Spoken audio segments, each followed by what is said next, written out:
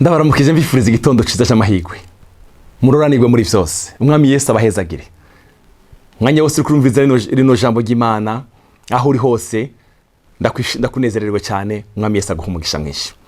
Bavandimwe muramo kudukurikirana iminsi yose. Yesu ashishikare kubagirira neza kandi abasengera ngo ijambo ry'Umwami ryambara umubiri ku buzima bwanyu. Ijambo ry'Imana ryambara umubiri ku buzima bwanyu. Icya kabiri, twimenyereze iminsi yose kugira ijambo twirirwana mu buzima bwacu. Uyu munsi wa none ndifuza ko tuganira namwe ijambo rigufi ryanditse mu gitabo cy'Abagalatiya. Icete Paulo yandikiye itorero ry'Abagalatiya, igice cya 5 umurongo wa 22. Haravuga uyu murongo wa 22 haruguru haravuga ibikorwa, ndavuga ibikorwa bya mpwemu yera. Hano haravuga ngo ibyo mpwemu yama, ariko haruguru ho haravuga ibikorwa bya kameremere. Ndagusengera cyane ngo Imana igushoboze kunesha ibikorwa bya kameremere. Umwami Yesu akwambika umutamana w'ibikorwa byiza. Hariho umurongo wa 22 ngiye kuvugana namwe ibindi 9 bigomba kuranga ubuzima bwacu. Ibintu 9 igihe cyose umuntu akubone mu bino bintu 9 biragoye, ariko kandi birashoboka. Kandi mureke babwire ikindi kintu natahuye.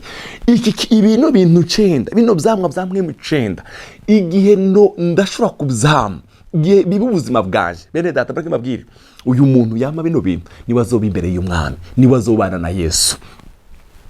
Urashobora gukoreshwa ibitangaza, urashobora kuvuga mu ndimi, urashobora kugira gute mugabo mu gihe bino bintu 9 bitari ku buzima bwawe ugasanga ubugingo budashira urabutakaje.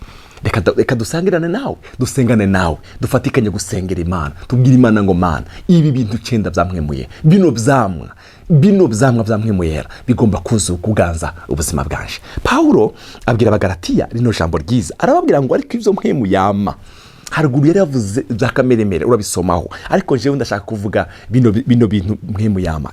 Ariko ibyo mpwemu yama ni urukundo. Ndakwifurije kubaho ufise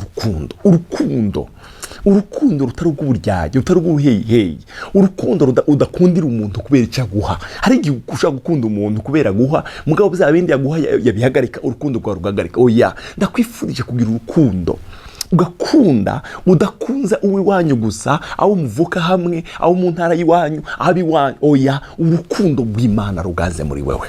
Haleluya. Urukundo, ndakwifurije kwa mu rukundo. Abakubona babona urukundo rw'Imana mu buzima bwawe. Wa mu rukundo. Icya kabiri, uyu ni umwambaro tugomba kwambara, urukundo. Icya kabiri, umunezero. Ndakwifurije kwa munezerewe. Umunezero ni ikintu gikomeye cyane. Paulo yabwiye Abafilipi ngo munezerwe mu Mwami. Nongeye kuyivuga ngo munezerwe. Ubugwaneza bwanyumewe n'abantu bose. Ugwanye icyo kintu kiza kugutwara umunezero. Ari igihe Satanaza akagutwara umunezero, ugasanga umunezero wama washishwa umwanya wose urijiriwe. Imana ikurinde icyo kidayimoni cyo kwijirirwa, wama n'umunezero. Umunezero Salomo yaranditse ngo n'umuti uzukiza amagufwa, n'umuti uzukiza. Ndakwifurije kwa munezerewe. Haleluya. Wame unezerewe. Icya gatatu, Paulo abwira Abagalatiya, arababwira ngo amahoro. Wamana amahoro mu mutima wawe, gwanira amahoro, reka kwintu cyose kugutwara amahoro. Haleluya. Umuririmbyi wa 72 yaravuze ngo amahoro nahawe na Yesu ndayasigamye mu mutima wanje, naho ugira baza kuyajya sinzo yaherekura. Amen. Ndakwifurije amahoro y'Imana, uzowirirwa na amahoro, urarana amahoro, ubeho mu mahoro. Amen. Ugwanye icyo kintu kiza kugutwara amahoro. Hari ibintu byinshi biza gutwara abantu amahoro, ugasanga umwanya wose ufite Imana ikuzuza amahoro. Imana ya Isiraheli ikuzuza amahoro. Ukwihangana.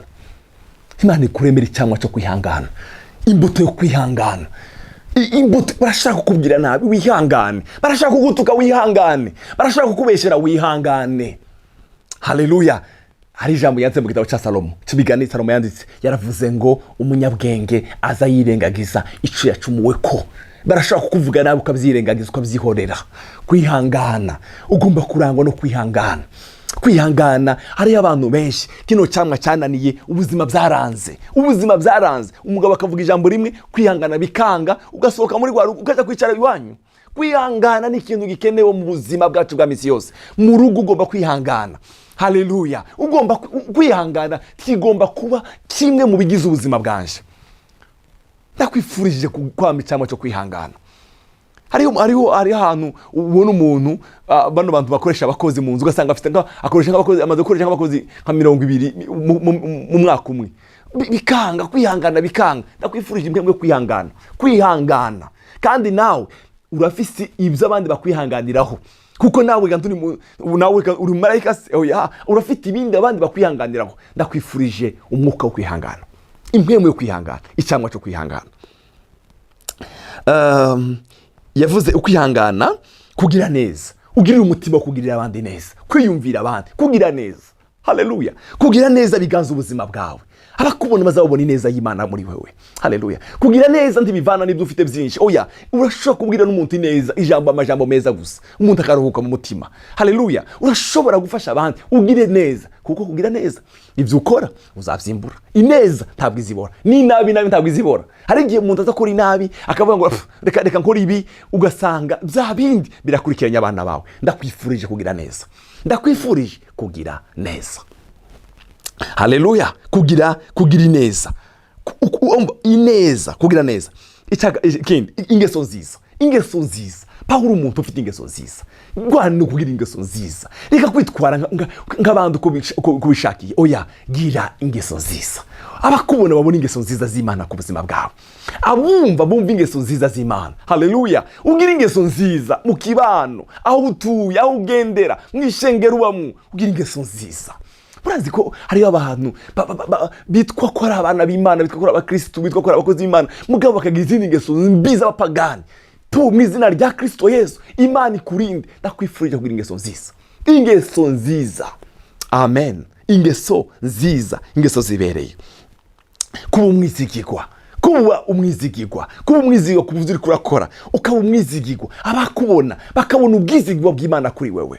Amen. Wambara umutamana w'ubwizigirwa, aho ukora wizigirwe. Hari ahantu hose bakora ugasanga ko baratora utuntu tw'abandi, kwiba. Reka umwizigirwa, bene data mureke ndababwire, kugiranukira Imana, kuba umwizigirwa n'umutaho udahomba. Bumwizigirwa, ugwanire kuba umwizigirwa. Haleluya. Kuba umwizigirwa, kuba umwizigirwa, ubugwaneza. Ubugwaneza bukuzure, umugore w'umugwaneza, umupapa w'umugwaneza, umusore umukobwa w'umugwaneza. Ubugwaneza bw'Imana bube ku buzima bwawe. Bene data, biraryoshye iyo umuntu ari umugwaneza, biraryoshye, agira abagenzi benshi, agira abakunzi benshi. Umugwaneza, Imana iguheze, ikwambika umutamana w'ubugwaneza, ubugwaneza bukuzure. Reka kwamana ishavu, reka kwamana uburakari, reka kwamana uwijiriwe. Ubugwaneza bw'Imana buganze mu mutima wawe. Ukwirinda, cyanyuma cy'icenda, ukwirinda. Wirinde kuvuga nabi, wirinde amakuru mabi, wirinde guteranya abantu n'abandi, wirinde muri byose. Umuntu yirinda muri byose, wirinde muri byose. Ndakwifurije kwirinda. Amen. Wirinde. Haleluya. Mu ngendo zawe, mu kibano cyawe, wirinde. Ndakwifurije ko bino bindi 9 ndakubwiye muri kino gitondo byuzura ubuzima bwawe. Haleluya. Bino bindi 9 zuzure ubuzima bwawe. Haleluya. Amen. Ibi byamwa bya mpwemu yera Yesu nabigusangana, uzaje kubana nawe. Urashobora gukorera Imana, urashobora kuvugira Imana, mugabo bino gihe mu bino bintu bitari ku buzima bwawe, uzusanga ubuzima bwawe buba nabi cyane, kandi ntubona Imana udafite bino byamwa 9 Paulo yabwiye Abagalatiya. Ndakwifurije kwama umunezero, urukundo, kwihangana, kugira neza, ubugwaneza, byuzura ubuzima bwawe. Abakubona bazabona Imana mu buzima bwawe. Urakoze cyane. Yesu aguhezagire. Reka ngusengere. Data, mu izina rya Kristo Yesu, turakeneye kwama bino byamwa 9 wabwiye Abagalatiya: urukundo, umunezero, amahoro, kwihangana, kugira ingeso nziza, ukwirinda. Ibi bintu biganza ubuzima bwacu, ibi bitubera umwambaro, abatubona bazabibona ku buzima bwacu. Urakoze mu izina rya Yesu mwami wacu. Amen.